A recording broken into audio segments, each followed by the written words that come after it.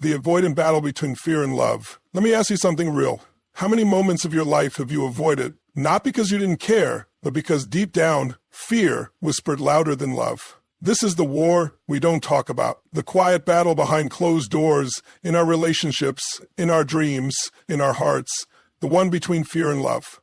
Fear tells you, don't speak up. Love says, be real. Fear says, you're not enough. Love shouts back, you're already worthy. But most people, they don't fight, they avoid, they shrink. They build walls so high even they can't see out, and they call it safety. They call it being careful. But what it really is emotional starvation. Fear doesn't want to protect you, it wants to own you. And every time you listen to it, every time you avoid that conversation, that risk, that truth, you feed it. But here's the truth. You can't experience the fullness of love while dancing with fear. One will always lead, and whichever one leads shapes your life. Love is not just soft. It's fierce. It's the fire that says, I'll show up even when it's messy. It's the force that says, I'll speak even if my voice shakes. It's courage in motion. The only way to win this avoidant battle is to decide.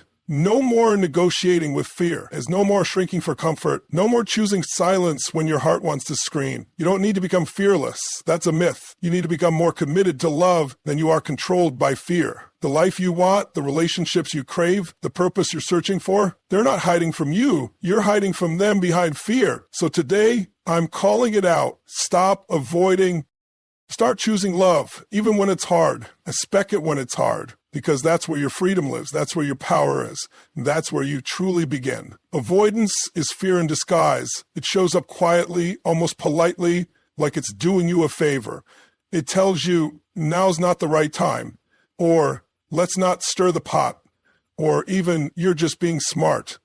And on the surface, it makes sense. Why have that uncomfortable conversation? Why take that risk? Ask that question or expose that part of yourself. Why lean in when pulling back feels safer? But that's the trap. Avoidance doesn't announce itself as fear. It wears the mask of logic, of caution, of being reasonable. And that's exactly what makes it so dangerous. Because fear, when it's obvious, can be faced. When you know you're scared, you can gear up, breathe deep, and push through. But when fear hides behind the excuse of timing or politeness or strategy, it starts running your life without you even knowing. You convince yourself you're being patient when really you're paralyzed. You tell yourself you're waiting for the right opportunity, but you're actually waiting for fear to go away, which it never does on its own. Fear grows in silence. It feeds on delay. And every time you avoid, you're not choosing peace, you're choosing paralysis. Let's get real. Avoidance kills intimacy. It destroys potential. It suffocates authenticity. In your relationships, you think you're keeping the peace by not speaking up. But what you're really doing is building a wall between you and the people you love. Every unsaid word, every unasked question, every truth you swallow, those things don't disappear. They become tension. They become distance. And eventually, they become resentment. You might not blow up today, but one day you will. Or worse, you'll slowly fade into a version of yourself that can't even recognize your own needs anymore. And it's not just in relationships. Look at your career, your dreams, your creativity. How many ideas have you buried because you were waiting for the right time? How many opportunities have you let slip by because you told yourself you weren't ready? That's avoidance. That's fear dressed up in a suit pretending to be practicality. But the truth is, the moment you feel resistance, that flutter in your chest, that tightness in your gut, that's not a signal to retreat. That's the sign you're at the edge of growth. And avoidance is trying to talk you down. What avoidance really does is train your nervous system to associate challenge with danger. The more you avoid, the more your brain believes that discomfort equals death. And so the habit deepens. Soon, you don't just avoid hard conversations, you avoid vulnerability altogether. You avoid conflict, yes, but you also avoid connection. You don't just avoid risk, you avoid possibility. You begin to live smaller, quieter, safer. You don't make bold choices. You don't speak with fire. You don't love with your full heart. You live in the middle, always kind of okay, never truly alive. But make no mistake, avoidance always has a cost. You may not feel it today. You might even feel relief in the short term, but the cost compounds. Emotionally, spiritually, creatively, that thing you're avoiding, it doesn't go away. It becomes the invisible ceiling to your growth. And over time, you stop trusting yourself. You stop.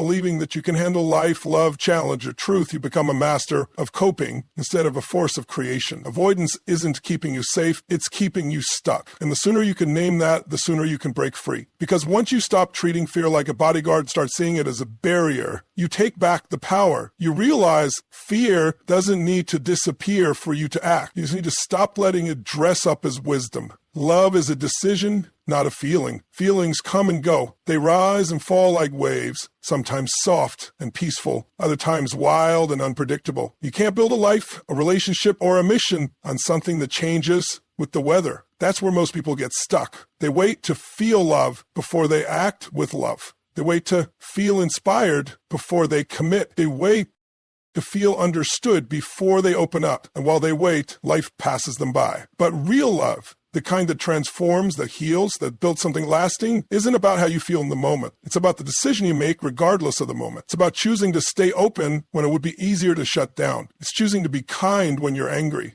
to listen when you feel defensive, to lean in when everything in you wants to run. That's not emotion, that's choice, that's power. Think about it. The strongest people you know aren't the ones who are always feeling good. They're the ones who act from love even when life isn't giving them any warm fuzzies. Parents who show up for their kids when they're exhausted. Partners who choose to be present when it would be easier to check out. Friends who tell you the truth even when it's uncomfortable. Leaders who keep serving, keep pushing, keep giving because they've decided that love is the standard, not the reward. You can't trust feelings to lead you to your highest self. Feelings are reactive. They're shaped by what's happening around you. If someone praises you, you feel good. If they criticize you, you feel hurt. If things are going well, love flows easy. But what about when they don't? What about when it's hard, when it's boring, when you're triggered? If you wait for the right feeling to love, to forgive, to act, you'll spend your life on pause. Love as a decision is what anchors you when everything else shakes. When the storm hits, when the fear creeps in, when the stories in your head start spinning, it's your decision, not your feelings, that pulls you forward. It's the reminder. I've already decided who. Well, and I'm not backing down just because this moment is uncomfortable. And choosing love doesn't mean to become passive. It's not about letting people walk all over you. It's about showing up with intention. It's about strength with compassion, boundaries with empathy, truth with care. It's not weakness, that's mastery. Anyone can lash out when they're hurt. Anyone can shut down when they're scared. It takes a whole different level of self-respect to choose love anyway. Even self-love, it's not a feeling. It's a daily decision to show up for yourself, even when you're not in the mood. It's choosing to rest when you're tired, to say no when it's necessary, to challenge your own BS when you're playing small. It's not a bubble bath or a pep talk. It's discipline. It's devotion. It's deciding I matter and I'm going to act. Like it. The people who live with fire in their eyes, who radiate energy, who create connection wherever they go, they're not lucky. They're not always feeling great. They've just decided that love is the lens through which they see the world, that love is the filter for their choices. And they don't always get it perfect, but they show up anyway, again and again and again. Love isn't something you fall into.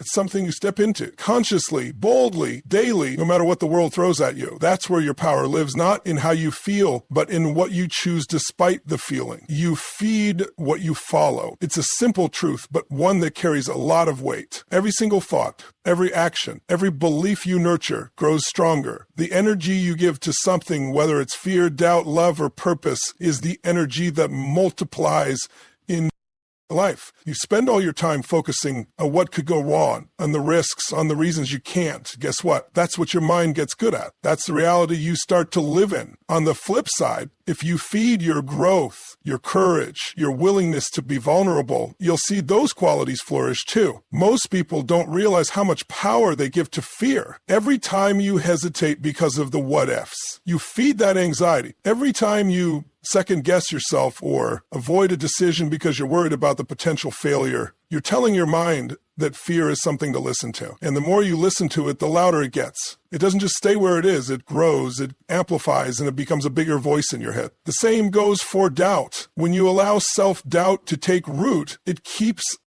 All right. Doubt isn't just one little thought. It spreads. It attaches itself to your decisions, your actions, your relationships, and soon it becomes the filter through which you see the world. It becomes your default. But this works both ways. You have the same ability to feed the things that empower you. When you feed your belief in yourself, when you take actions that affirm your strength and your worth, you begin to strengthen those qualities inside of you.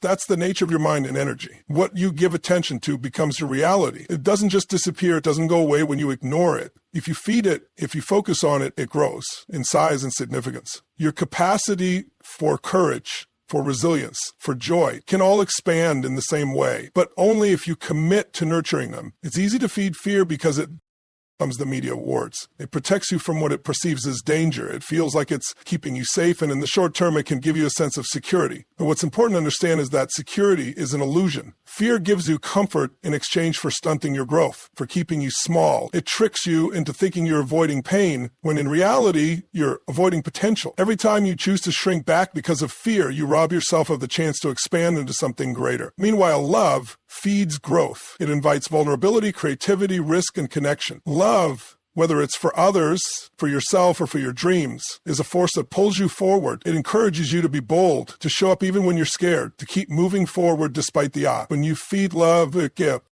you the power to take risks because you trust that no matter what happens, you can handle it. You trust yourself, your resilience, and your ability to navigate any challenge that comes your way. This isn't blind optimism. It's the strength that comes from love for yourself and the life you're building. But it's not just about choosing love over fear. It's about understanding how these two forces influence your life on a deeper level. When you allow fear to dictate your decisions, you're not just holding yourself back in one moment. You're building a pattern of avoidance. You're reinforcing a belief that fear is the right way to respond to challenges. Eventually, that becomes your default mode. But when you choose to follow love, you're creating a pattern of growth. You're creating a rhythm of stepping into your highest potential, of taking risks, of doing what's hard because you believe that on the other side there's something better waiting for you. That belief doesn't just stay in the realm of thoughts. It manifests in your actions, in your relationships, and in the way you show up in the world. And remember, you are always feeding something. Even when you're not actively choosing, you're still feeding something.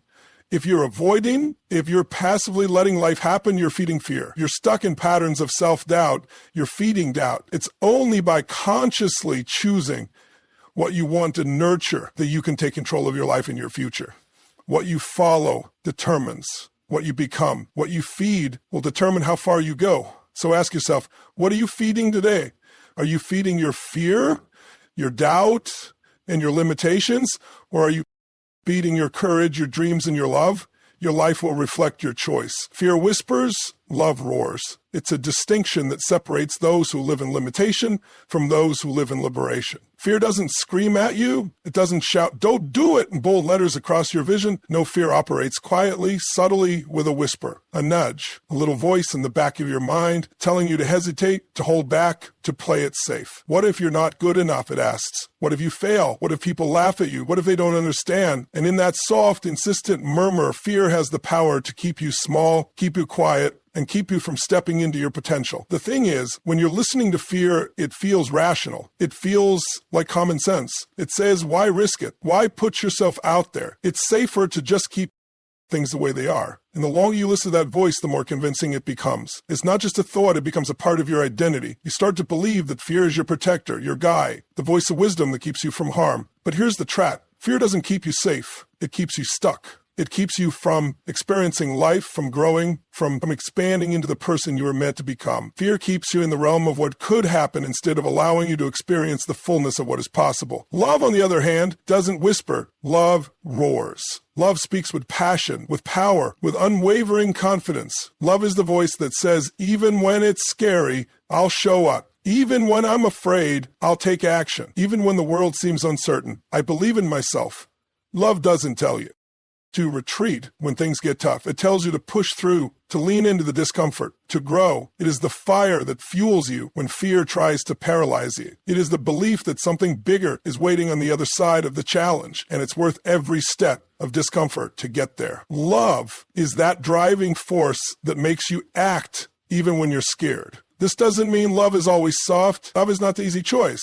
Love is often the most difficult path to take. It's easy to let fear dictate your choices because it's familiar, it's comfortable, to shrink back, to avoid, to play small because it feels safe. But love doesn't allow you to stay in your comfort zone. Love pushes you, challenges you, makes you stretch beyond your limits. It forces you to be honest with yourself, to confront your fears, and to do the hard work of personal growth. Love doesn't allow you to settle for less than your highest potential. It demands that you step into your power, even when you feel unworthy, even when you feel insecure. When you choose to act from love, you are choosing the path of courage. Courage doesn't mean you're fearless. It means you move forward despite your fear. It means you acknowledge the fear, you feel it, and you choose to move through it anyway. Fear tells you to stop, to wait, to hold back. But love says go, keep going. You are capable. You are enough. The journey is worth it. Love roars because it sees the potential in you that you may not even see in yourself yet. Love encourages you to be bold, to step out into the unknown with the conviction that you are not alone and that you can handle whatever comes your way.